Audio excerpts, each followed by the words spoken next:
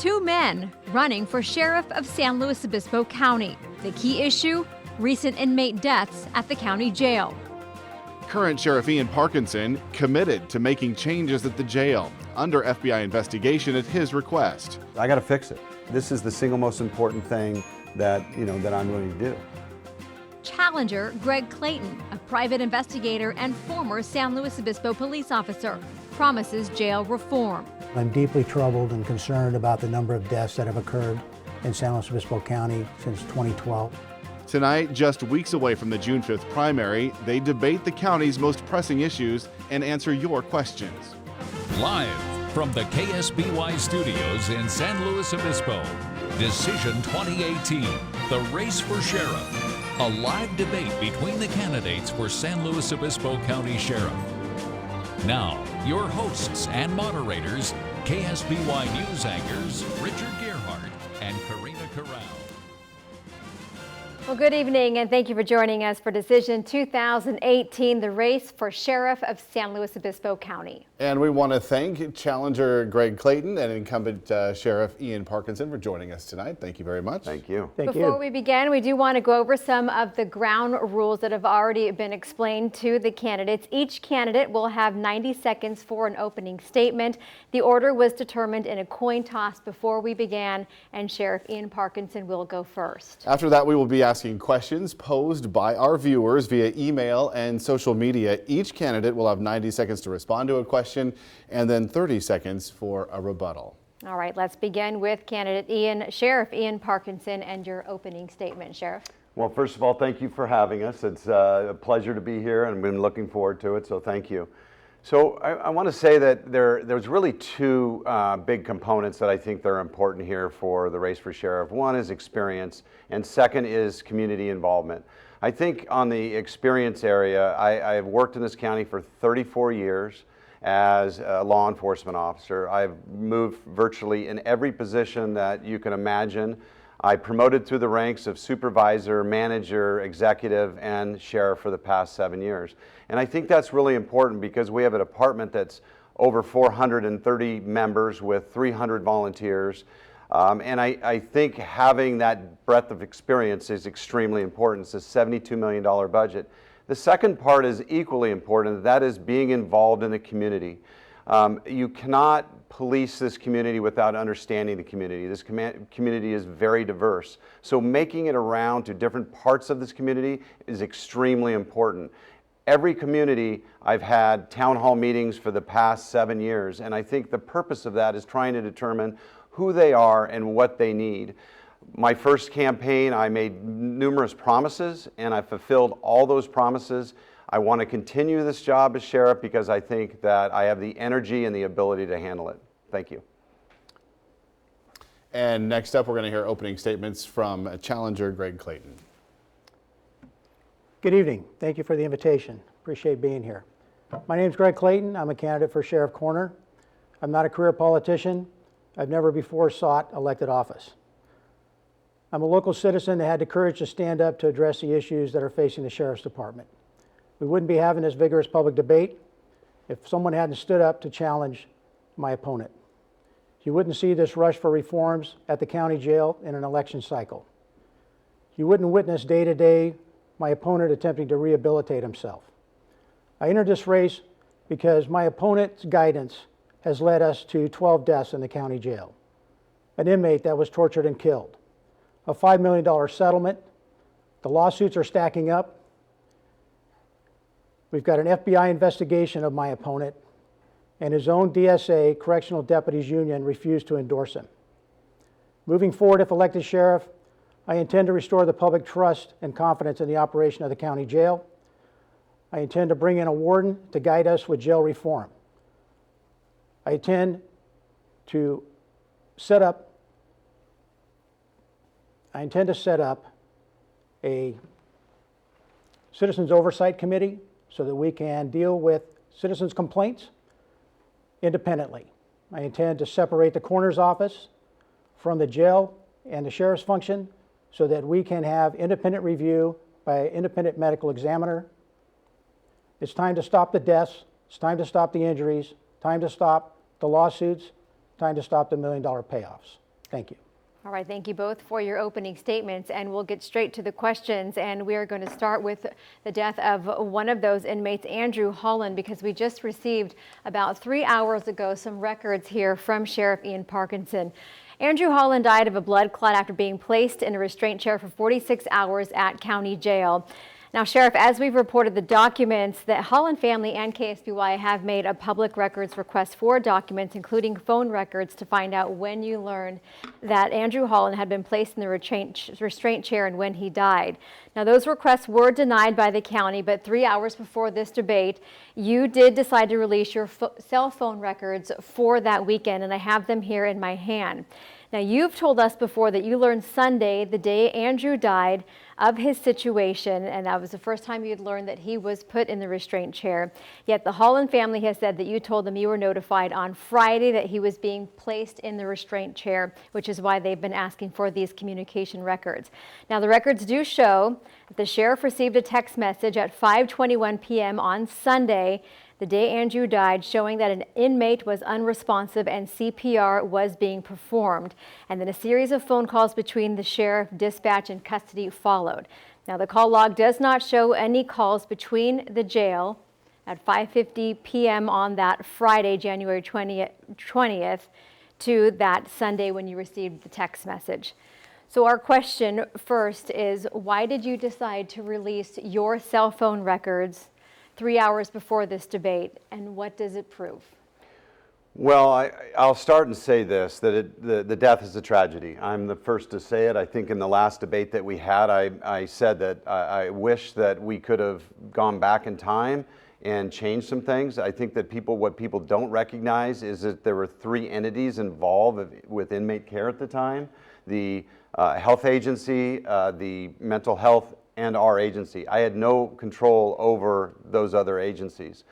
I think as we talk about the records specifically, as this case has gone on and these accusations have been made, including by my opponent, who claimed I was at an event Friday night at Madonna Inn and that I ordered this action, I have bit my tongue, because I truly have felt like I do not want the family hurt any more than they already are. I felt that this was unsubstantiated banter that I felt was not worthy of response. And then the Tribune ran an article last night and this morning, and I called County Council because these records, as they indicated to you and to the public, had been in their custody, and they did not meet the criteria for release.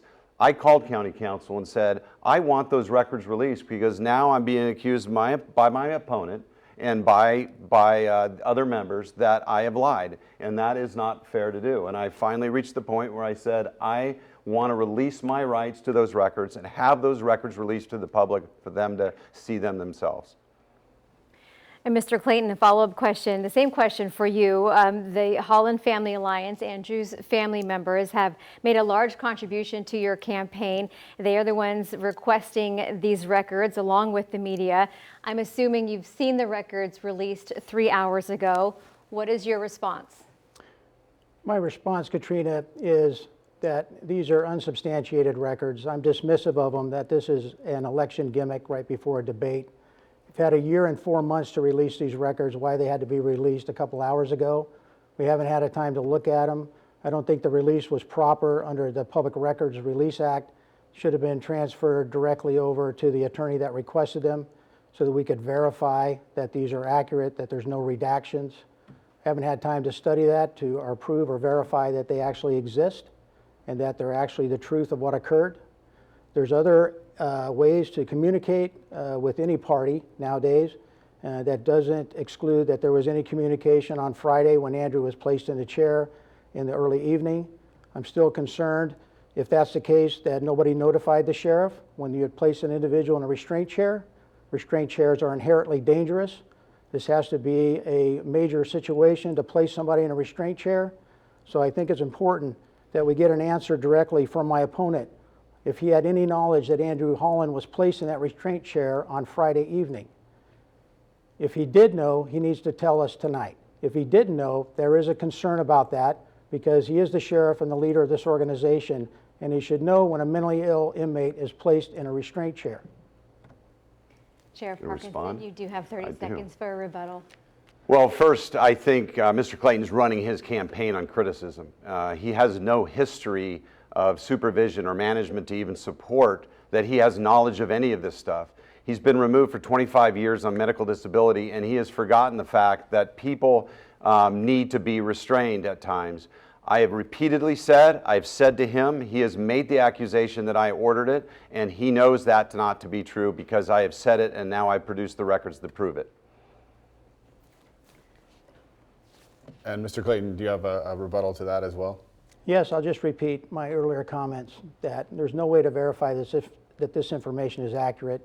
There's no way in the short period of time right before we go on a live debate to verify that any of the information that was transferred to KSBY is accurate. I haven't spoken to the family attorney. I have no knowledge if he's seen it or if he can verify it either. All right, and our second question then, we're going to start with Mr. Clayton. Andrew Holland suffered from mental illness. He refused to take his medication apparently while he was awaiting transfer to a mental health facility. So our viewers want to know, in your mind, what or who failed Andrew Holland the weekend of his death? I think it's clear to me in looking over the coroner's reports and the 2 autopsies and studying the videos that have been released that there's a complete failure of Andrew Holland by the jail staff in allowing him to be restrained for 46 straight hours, naked, sitting in his own filth. That's inhumane treatment and a violation of the 8th Amendment on cruel and unusual punishment. It's never the role of law enforcement to be in a situation where we're punitive. I found it interesting that yesterday I was able to review the medical records, and 1 hour after Andrew was placed in the chair, he received an intramuscular injection of 2 milligrams of Ativan, which is a sedative. So he was sedated 1 hour into the chair, and then the follow-up by custodial staff indicated that he was answering questions appropriately and that he was calm. So my question is, why was he left in the chair after 2 hours? Experts recommend after 2 hours that you remove the individual from the chair. Under no circumstances should someone be in a restraint chair for over 8 hours. That's a Title 15 violation. After 8 hours, the person is supposed to be removed from restraints and transferred to a hospital for care.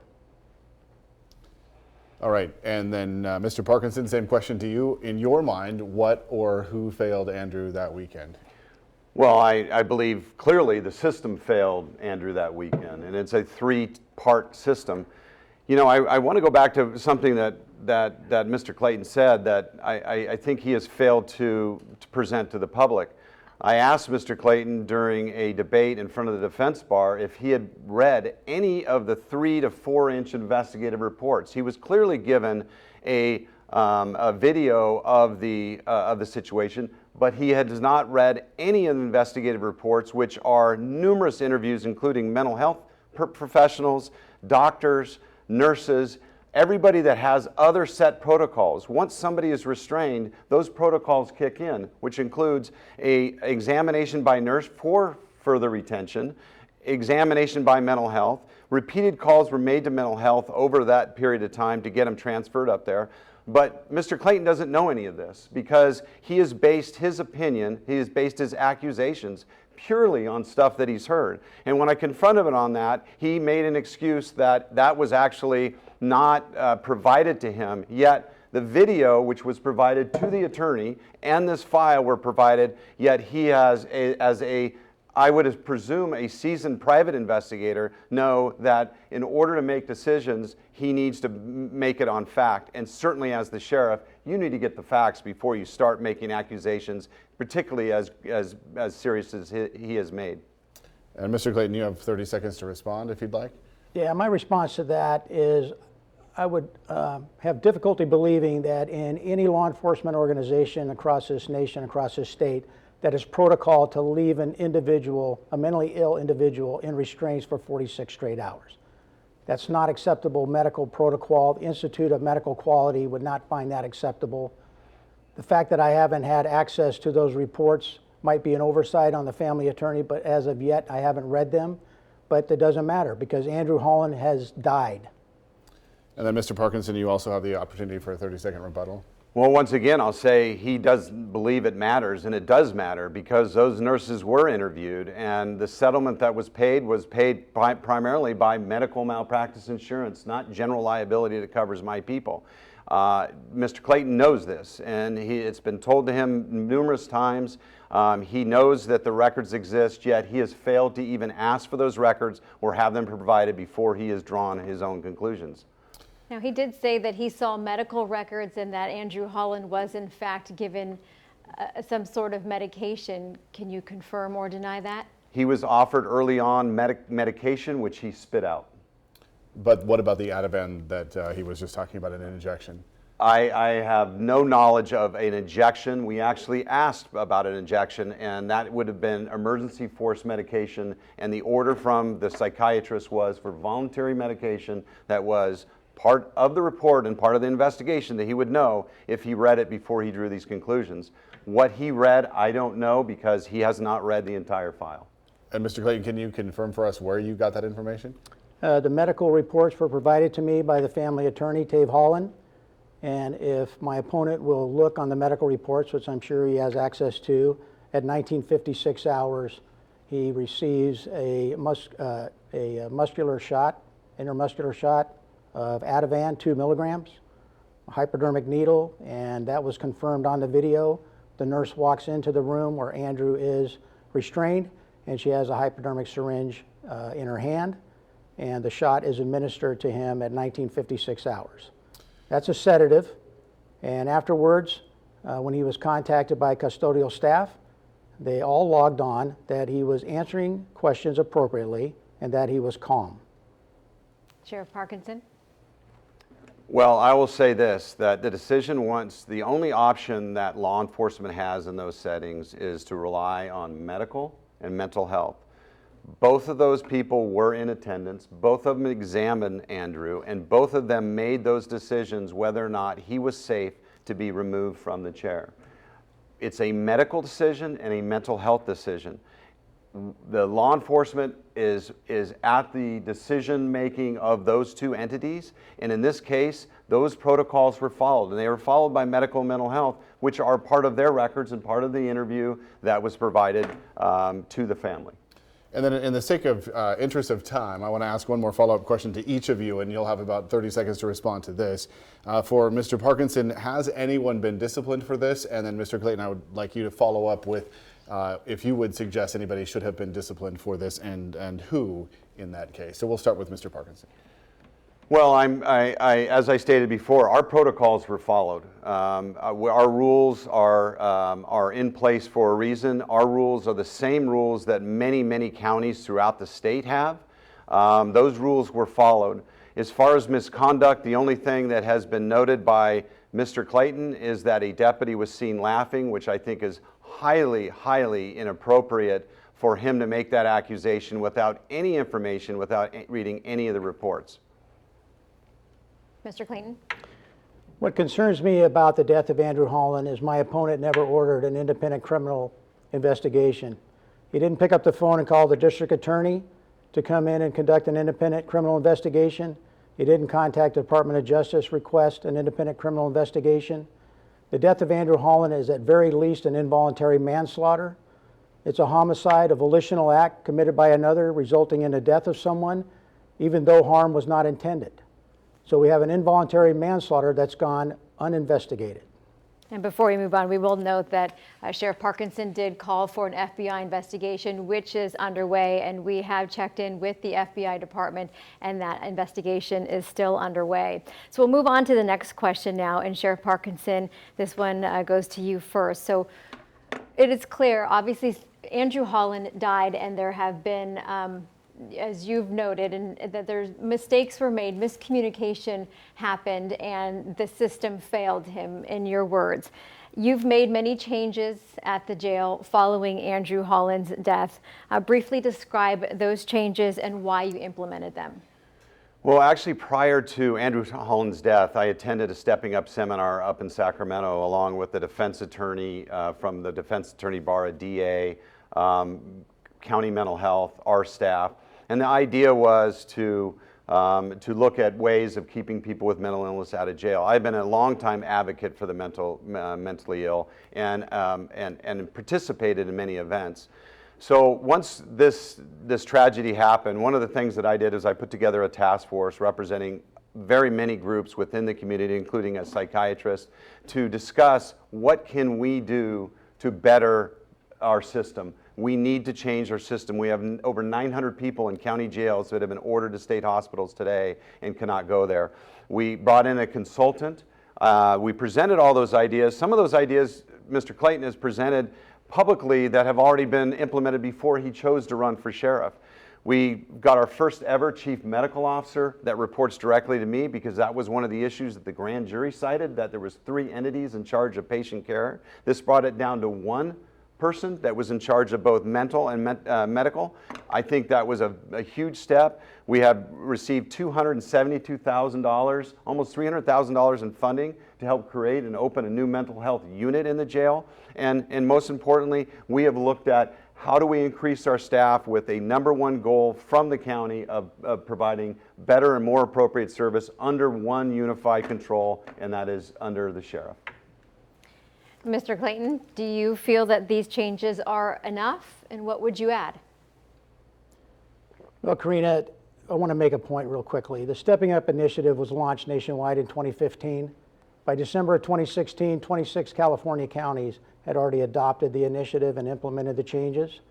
A month later, Andrew Holland was dead. Why? San Luis Obispo County was late to the show. We had not adopted the Stepping Up initiative in January of 2017, after 26 other counties had led the way in the state. It's a little too late for saving Andrew Holland. Now, the situation with the changes that my opponent has made, it's clear that there is some progress being made, and that's to be applauded. It's also clear that he made the announcement that the Sheriff's Foundation is going forward with trying to implement a psychiatric care unit on the jail property. Well, to finish what my opponent was commenting on, they haven't raised sufficient funds, and this isn't intended to be completed till the end of the year, way after the election period. So my concern there is this was an announcement that was staged purely for as an election gimmick to draw attention to changes that he's hoping to make, that we don't have the funding for, and we don't have the plans in place to actually have it done. I would look forward to establishing a psychiatric care unit at the facility if elected, so that we can treat the mentally ill on site. Sheriff Parkinson? Well, once again, he is going back, Mr. Clayton is going back to ideas that were presented well before he declared that he was even going to be a candidate. So he is using the ideas that we've already presented and identified. Second, he is incorrect. A citizen approached me and wanted to get involved because this is a community issue. That was the key impetus for this. And third and finally, this money is only supplementing what the county is doing. The county is going to pay for this. Realistically, we are dependent to, before we can get going on this, is to get the new medical unit open. Mr. Clayton, do you have a response? Yes, I have a question for my opponent, and that would be, as a commander of mutual aid for the county of San Luis Obispo, was there ever any thought given to activating mutual aid and transporting Andrew Holland from the restraint chair in a van down to the California Men's Colony, where they have a state-of-the-art psychiatric care unit 6/10 of a mile away? Would you like to Does he respond? get to answer questions? Well, would you like to respond, or we can move on? I will certainly answer that question. First of all, that doesn't have anything to do with mutual aid, and I think that goes to show his inexperience. Mutual aid is not about that. That would be a partnership with another entity. Second of all, patient care belonged to the health agency in the mental health area, not to the sheriff's office. It has not, in the entire life of the sheriff, have they had control until I had control or took control 4 weeks ago. All right, and we're going to move away from the Andrew Holland case specifically. We are still going to stick with the jail and specifically overcrowding. Our viewers had several questions about that. So this next question, we're going to start with Mr. Clayton. AB Assembly Bill 109 was introduced to reduce prison populations, but subsequently led to jail overcrowding. Prop 47 reduced drug sentences to misdemeanors, and Prop 57 allows early release of certain non-violent felons. What do you think of each of these propositions, and should any of them be amended? Well, Proposition 109 really rose up in 2013 when the jail populations were shifted from the prisons, the inmates were shifted from the prisons to the counties. You saw a spike in our jail population at San Luis Obispo County Jail and some overcrowding issues.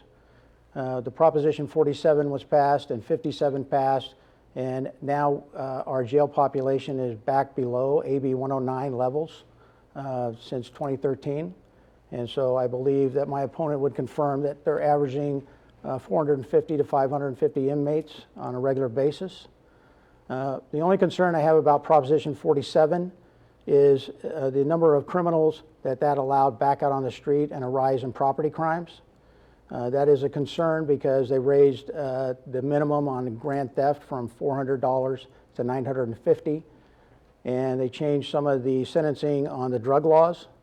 And so we now have more individuals out there that are prone to commit property crimes that may show us a spike in the property crimes. It's hard to tell because the sheriff's crime mapping system has gone down conveniently during the election cycle, so it's difficult to check for what our crime situation reporting is in different areas of the county. All right, and same question to you. Well, just to make a couple corrections. First of all, Mr. Clayton referred to it as Prop 109. It's not Prop 109. It's Assembly Bill 109 because it was determined up in Sacramento not by voter choice. It actually was implemented in 2011, shortly after I came into office, not 2013, which is really important. The population did spike to 700 during that period of time.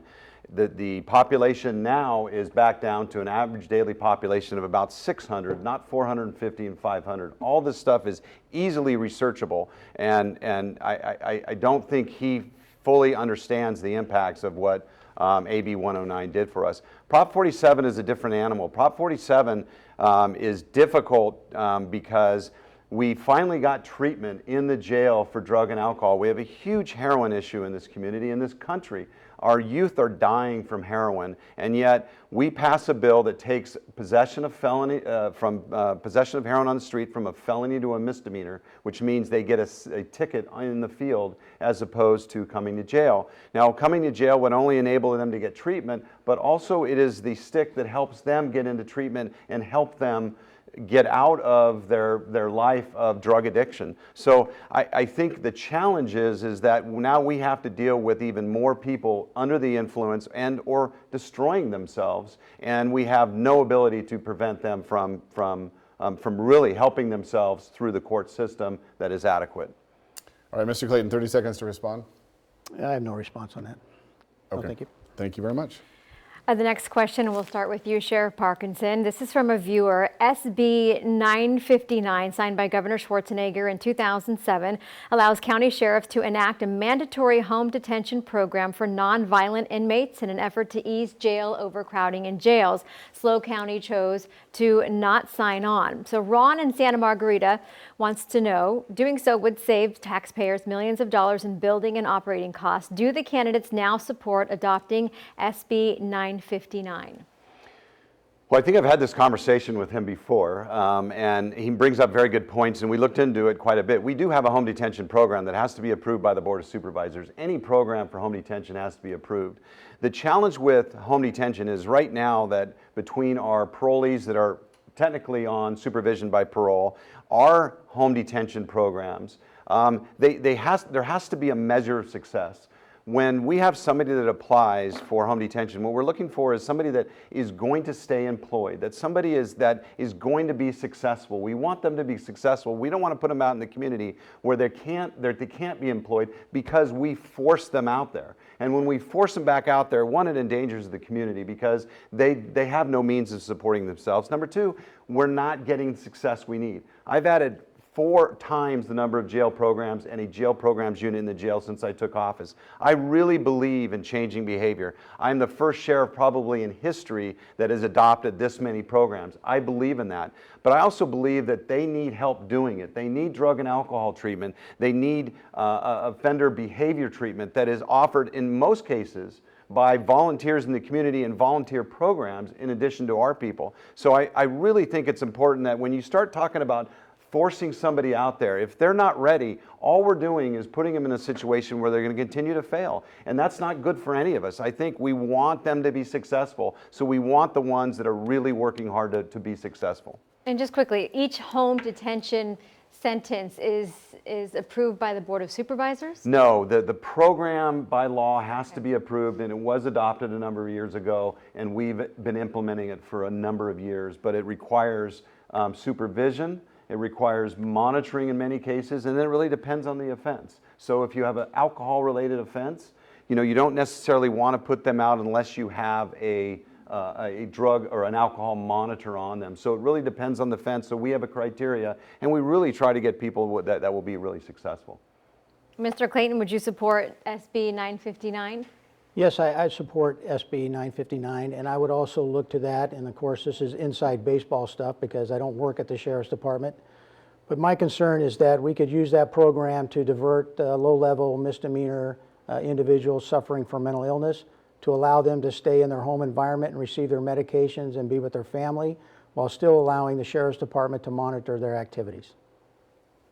Sheriff, do you have a response? 30 seconds? Well, ideally, we're getting them treatment. And when he talks about the mentally ill staying home, that's what we want. That's our goal. In many cases, they come onto the radar of law enforcement in the city of San Luis and any other city and because they commit a crime. When somebody comes out to our jail that's committed a crime, we're forced to take them. So that is why we have developed this opening of this unit. That's why I wanted control over mental health, because I think it's critical that we provide a better level of care and get them on treatment, but also have a handoff out to the community where they continue to get treatment and medication. Mr. Clayton?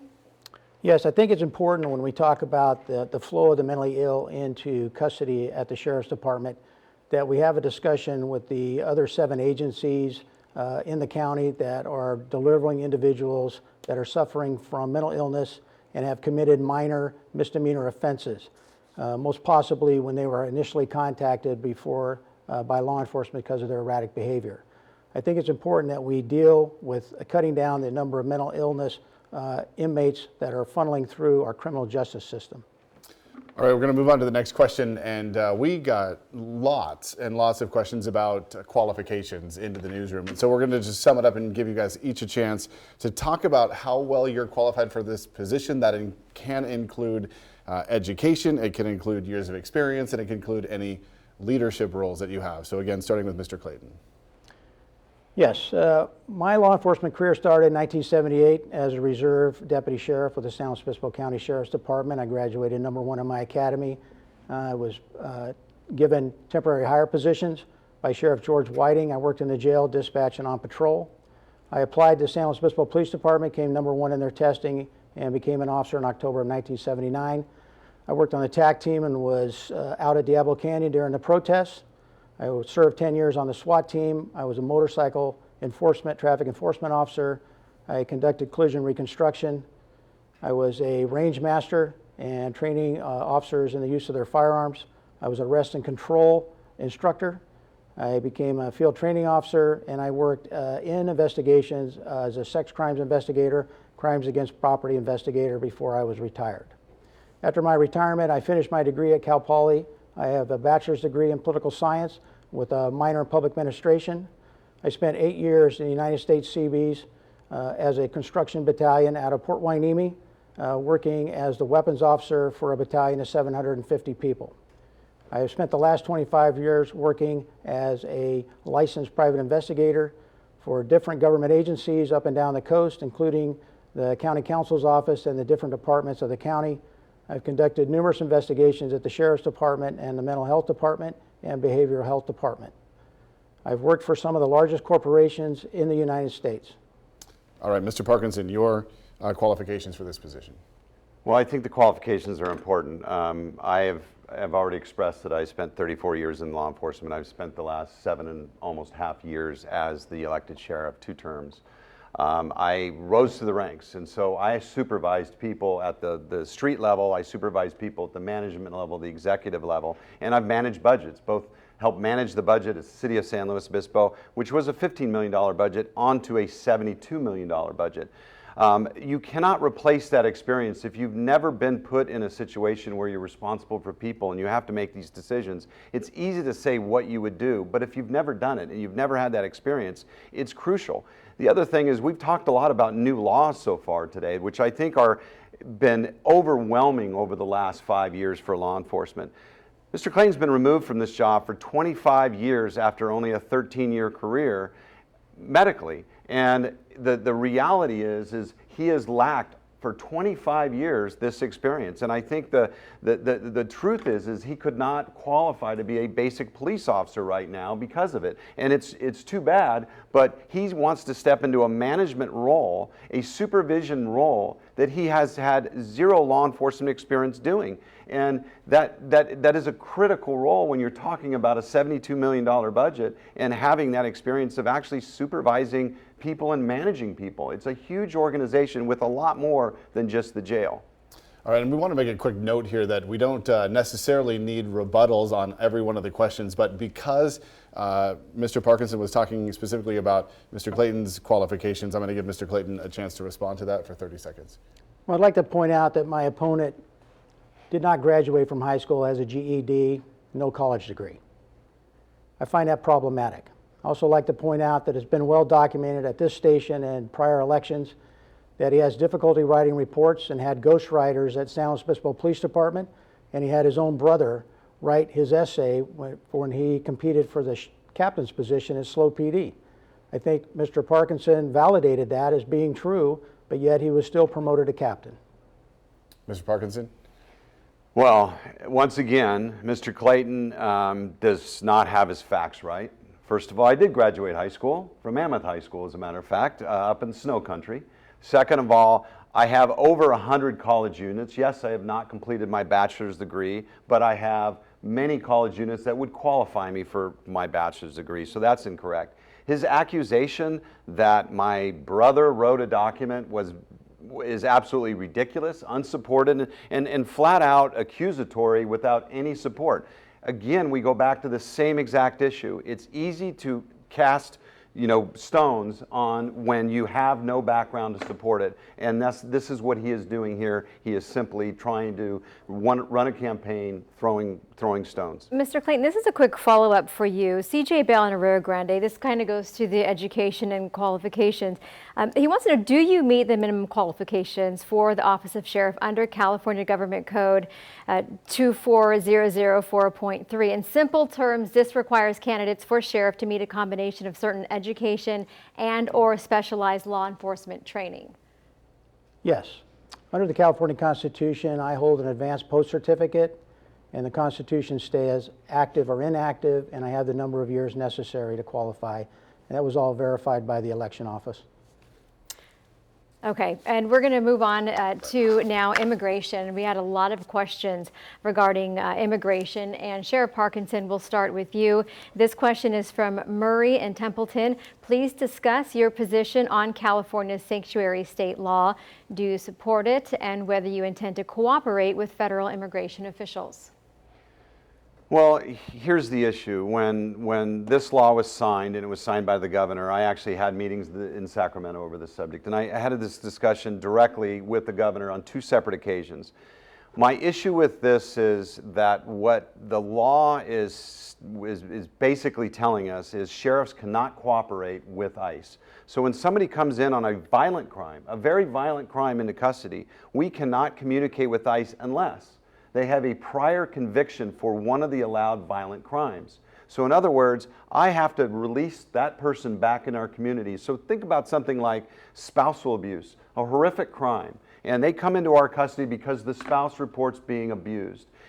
I have a requirement, even though when they come in they get fingerprinted and they know it, that they're here legally, I cannot communicate with ICE. And I have to put that person right back in that household without any ability to change that behavior. That's going to have a chilling effect on victims. And for me, the problem with what they did was they didn't address the fact that we don't already enforce immigration laws. We haven't had the right for years. The issue is we have to protect our communities. And when we have violent offenders, it's a complete different story than somebody that just comes in to this country illegally trying to better their family. We need to communicate with those people. We need to not allow them to be re-victimized, and this stands in the way. Mr. Clayton? Yes, I'm completely supportive of state law. Obviously, as law enforcement, we have to abide by the current state law. The concerns I have are reflected in my opponent's comments about the individuals that commit violent crimes and are released back into our communities. There's a list of 31 violent crimes, and if they've committed one of those in the past, then we can communicate directly with ICE and have that individual turned over to ICE. However, if you have a violent crime and the individual ends up getting released back into the public with no notification to ICE, it does hamper our efforts to prevent any future violent crimes in the community. I think it's important to use the discretion of the sheriff to release the name and the individual's date of release as public information. And then if ICE is paying attention to that, then they can do what they have to do without any assistance from us, because that's prohibited by the law. Can I respond? Sure, go ahead. I'll just add one other thing, because Mr. Clayton brought it up. We already do that. We, on our release log or our inmate tracker log, it will actually put a release date on there. And we've done that well before this came into law. And I believe that. I believe that they should have that. We still cannot communicate with them. We still cannot communicate with the time that they're released. But we've done that well before the news published Orange County doing it. We've been doing it, and I think it's important to add that element of public safety. All right, Mr. Clayton, you would have 30 seconds to respond as well. Yes, I think it's important that we abide by existing state law, but over my life I have noticed that we've had a change in administrations and we've had changes in immigration law. And I can remember as a police officer on the street assisting Border Patrol in apprehending folks that are here undocumented. So we have to look to the future. There is a possibility at some point that the law will change, administrations will change, and we'll have to be in a situation where we have to start enforcing immigration law. All right, and the next question is going to go to Mr. Clayton, but because it is very similar to the question that we asked before, and because we want to get to as many of these questions as we can, we're going to limit this one to just 60 seconds, a response with no rebuttal. Frank in Atascadero wants to know, aside from state law, do you support cooperation and notification with ICE personally? And when an illegal immigrant is arrested, do you determine citizenship automatically as part of their intake? Or do you support that, is really what Frank's asking.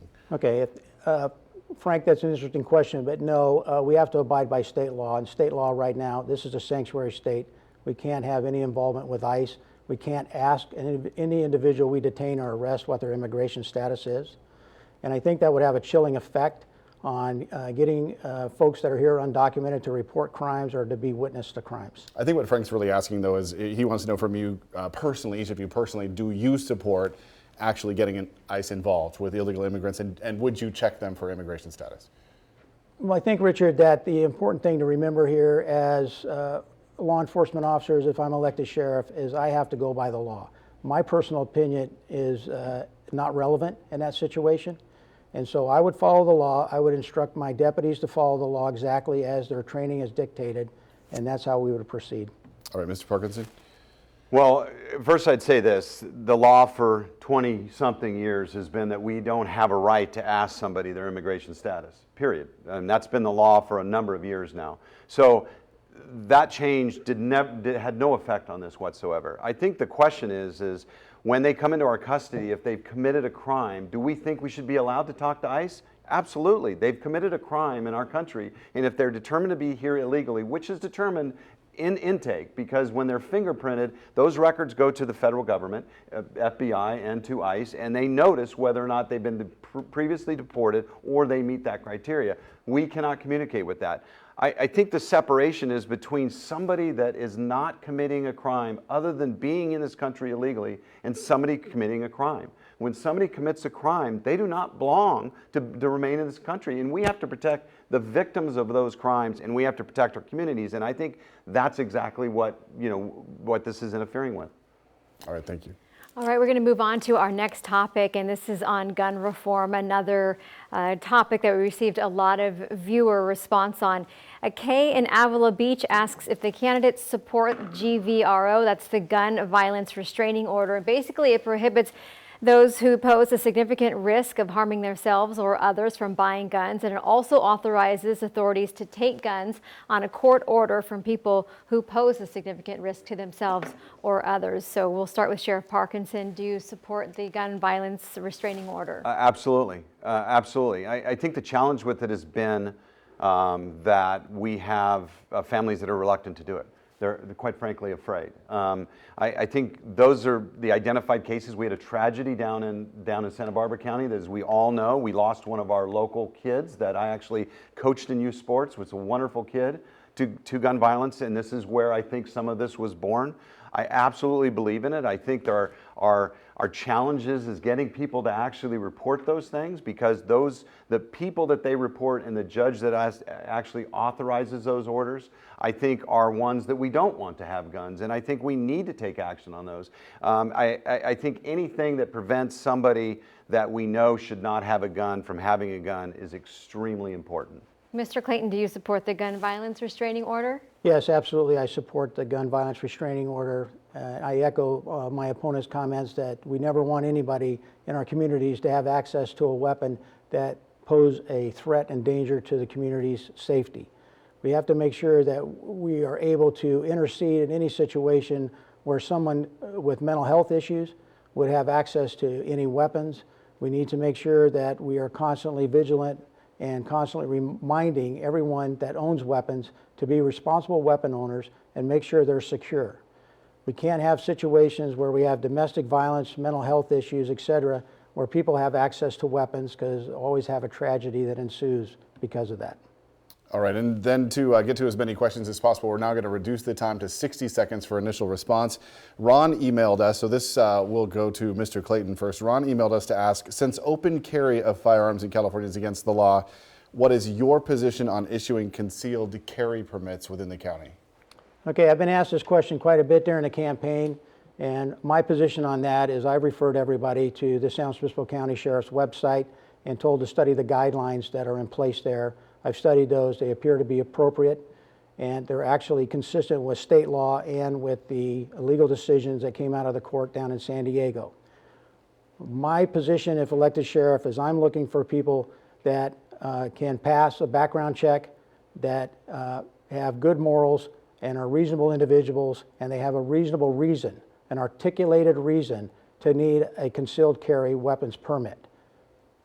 All right, Mr. Parkinson, your position on that? You know, it's funny, we go back to this question because you go back in 2009, 2010, this was a very big question back then as well. And you know, at that point, you know, I said how I felt, but I had no track record to do it. And now I have a 7.5-year track record. I believe in people's right to protect themselves, 100%.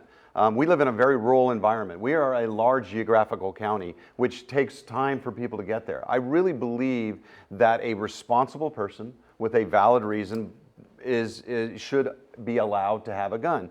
Now, having said that, I have had a significant increase in the number of permits out there, but we're also very cautious about who belongs, to have a gun. We don't want people running around with guns that really they shouldn't have. But I've been very much a supporter of the Second Amendment. I very much believe that people should have a right to defend themselves, and it's a choice to own a gun or to not own a gun, to carry a gun or and apply to carry a gun. All right, and we have one more on gun reform, and wants to know, do you support stricter gun control, background checks, mental health gun restrictions? And also in that, they want to know, state lawmakers have said that they want to reclassify millions of guns as assault rifles, and they would have to be registered with the state. Do you support all of the above? Well, I'll say this. I think the challenge when we start talking about this, most of the time it's tied to a very volatile, very tragic situation, a school shooting, for example. And we can't compare state to state. State to state laws are entirely different. California has the most restrictive gun laws already on the books. We just had a shooting in Florida, and Florida has some of the loosest gun laws on the state. So when we talk about gun reform, I think federal gun reform to put us all in line with background checks like California's doing, yes, of course I'm in support of that, because I want to make sure that people that are buying guns are responsible people, not people that should not possess a gun. But we really also have to target what is the main cause of some of our issues. We seem to go straight to gun control, and we forget about, we have kids killing other kids that are suffering from childhood trauma, mental illness, drug and alcohol issues. We need to get to the root of the problem as well, in addition to trying to bring these other states in line. Mr. Clayton? Yes, I'm a strong supporter of the Second Amendment, but I'm also I think it's very important that we have responsible gun owners treating their weapons responsibly. I think that we need to have an expansion of the background checks. We need to lengthen the time from when a background check is conducted before a weapon is delivered. I think we need to implement mental health background checks. We need to have access to that information. We need to stop this gun show loophole. We need to make sure that people are buying their weapons from a responsible firearms dealer and that the background checks are complete. All right, we're looking for 30-second responses to this next question. So we're going to start with Mr. Clayton. In the wake of some of those campus shooting and school threats, what have you done? What will you do to ensure school campuses in this jurisdiction stay safe? I think it's very important that we maintain our funding for our school resource officers. I think it's very important that those school resource officers work with the staff in looking for potential issues with students that are having problems and could be a potential shooter situation. We need to be able to check social media and access that and find out if we're having any students having issues making threats. It's important to communicate with the parents and stay on top of that situation. Mr. Parkinson? Well, we put our action locally in play. So we did three main things. Number one, we have mapped over 100 schools, including cities and county schools, for law enforcement response, because that's what happens. Second of all, we've implemented some significant training with significant training tools that were paid for by funding. And the third, we just rolled out a emergency app, buying over 2,200 apps for faculty on schools to immediately report it and give us their GPS location of where they're located on campus. We're the first on the West Coast, and we're the first county that I know of that's done something this extreme. Quickly, do you have any idea how many teachers actually have downloaded that app and have it on their phones? I do not, but I can tell you that our first three schools we rolled out with are our three main high schools in the county as a test. And so we're implementing on those three schools, and our plan is to roll it out all the other schools and the 911 centers by the beginning of the next school year. All right. We'll move on to our next topic, and this will go to you, Sheriff Parkinson. With state marijuana laws allowing recreational and medical use, and now the U.S. Attorney General seemingly to work with states that have legalized pot, what are your views on what role the Sheriff's Department should have managing legal marijuana?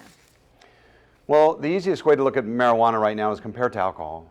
We have ABC that regulates alcohol. Marijuana, if people are complying with the law, they should be regulated as opposed to enforced. So that is going to be something with code enforcement, planning, cities, things like that. So I think that's important. It's the illegal operations that I'm concerned with. I think the cartels are live in this county. I think they'll continue to be, because they can export it for more money right across their border with no border protection, and we've seen huge signs of evidence of that, and we're going to have to continue to enforce it. Mr. Clayton? Yes, I understand that we have a number of grows, and that number may be inaccurate, but I think it's in excess of 200 in this county that aren't licensed. So we have legalized cannabis, we have medicinal cannabis available to the folks that need it. We're under an emergency order from the Board of Supervisors. I think it's important that we be vigilant for black market, and if the retail sales get taxed, I think we'll see an increase in black market for the reduced costs. All right, next question. We're going to start with Mr. Clayton on this question. Tom wrote in and believes that some sort of a citizens review board would help establish a better relationship between law enforcement and citizens, and he would like to know how each of you feel about establishing such a review board. As I stated earlier, that my intention is to establish a Citizens Oversight Committee so that we independently investigate citizen complaints. I also think it's important, and I'm sure my opponent would agree, that we bring in folks from the community to help us in the operation of the Sheriff's Department, that we bring in the leaders in the community to advise us on how we should proceed so we can develop that trust with the community. Mr. Parkinson? Well, I'd say two things. One of my first campaign promises was to bring back internal affairs at the Sheriff's Department because it had been disbanded, and I did that. And I brought in a very experienced retired commander from LAPD that ran internal affairs to start it. I think its discipline is very important, and I have not been hesitant to discipline somebody at all because I think it's important. Second of all, we do have an advisory foundation already. The foundation has been alive and well since Sheriff Ed Williams, and it's made up of citizens that have advised. Third, we have the grand jury that actually inspects all the records. They inspect the jails. They do all those things, but I wouldn't be opposed to something if it was appropriate. The next topic is human trafficking. We'll start with you, Sheriff Parkinson. The DA says San Luis Obispo County is a natural corridor for human trafficking between Los Angeles and San Francisco. What is, can, should the Sheriff's Office be doing to stop this form of modern-day slavery? It is modern-day slavery, and it's horrific what's done to these young children. We've had several cases, one of them which was in Cayucas that our agency investigated. We're getting a lot from the Central Valley, not only north and south of us. There's a huge market for it. It's more profitable for gangs than drugs are. We have a task force that's been formed, and the gang task force has given direction to specifically focus on that starting this past year because it's extremely important that the community is aware. Mr. Clayton, your response? Yes, if elected sheriff, that I would look to increase the funding for that task force and expand the deputies that are assigned to that task force if we have the manpower available to it. It's obviously a very crucial issue. It's on point that we're having these folks coming through from the Central Valley, bringing in these young people and taking advantage of them, and it has to come to an end. And we also have to have the community being very vigilant and on the lookout for these situations so that they can notify us. All right, and now we are just about out of time, so we're going to go to closing statements. So each of you will have 90 seconds, a minute and a half for closing statements, and we're going to start first with Mr. Clayton. Thank you, Richard. I want to say in closing tonight that it's difficult to run a campaign. It's difficult to run for an office. It's never an easy decision to make. It's been a tough road to go down for my family and myself. I've never run for elected office before. But I think it's important to the voters out there that they have a choice. We need to go forward and change the attitude and the culture of indifference in our county jail. I've had many people come up and talk to me that they've come to visit their loved ones at the county jail, and they're treated at the window like they actually committed the crime. I think that's unfortunate, and that's not the law enforcement that I recall when I worked at the Sheriff's Department and at San Luis PD. We need to treat people with respect. We need to treat them fairly. We need to make sure that when folks come into the county jail and they are being incarcerated, that they're treated with care because they're in our custody. Our job is to make sure that they have their medical needs, their drug and alcohol needs, their mental health needs addressed, that we give them the opportunity to expand through the different programs that are available, have some job skills, and then when we release them back into the community, they can integrate themselves in their community and make a better life for themselves, that they were treated fairly and not punitively while they were in the county jail. Thank you. Mr. Parkinson? Well, I think it's a shame that Mr. Clayton starts off his closing with criticism of my staff, not knowing them. I have great staff. I have very caring people, people that teach programs to inmates that truly care. You know, we all have bad customer service encounters, and whether you're going into the Gap or whether you're going into the jail, and that's dealt with, and certainly I don't want that, and certainly my target is to get solid people. But I take offense to blatantly criticizing a number of people that you don't know, that you've never had contact with. I just think it's grossly unfair, and it's been, you know, the story of his campaign to offer criticism with no support. I will say this. You know, I've worked for 7.5 years. I put in generally 11-hour days, evenings, weekends, involved in the community because I really care about this community. I've been committed to this community. I know the things that I have done, and if you look on my website, you'll see the list of things that we've accomplished, saving taxpayer money, doing things that increase service, things that I'm very proud of our agency for doing.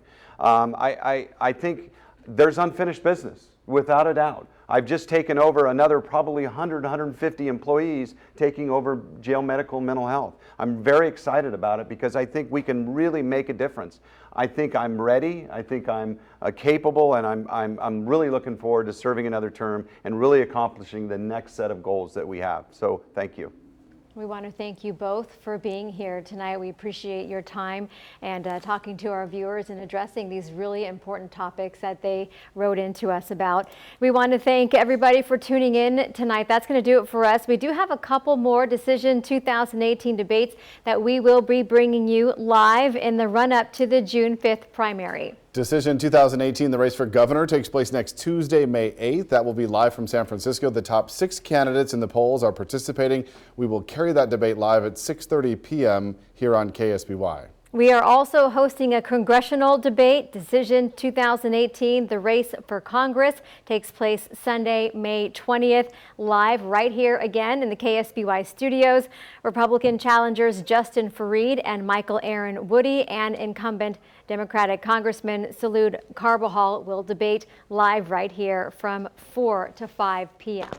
And again, we want to thank our 2 guests this evening, Gregg Clayton and Sheriff Ian Parkinson, for spending some time with us, answering some questions, and certainly informing our viewers. We appreciate that. We appreciate you joining us as well. We will be back at 10 and 11 with your local news. Good night.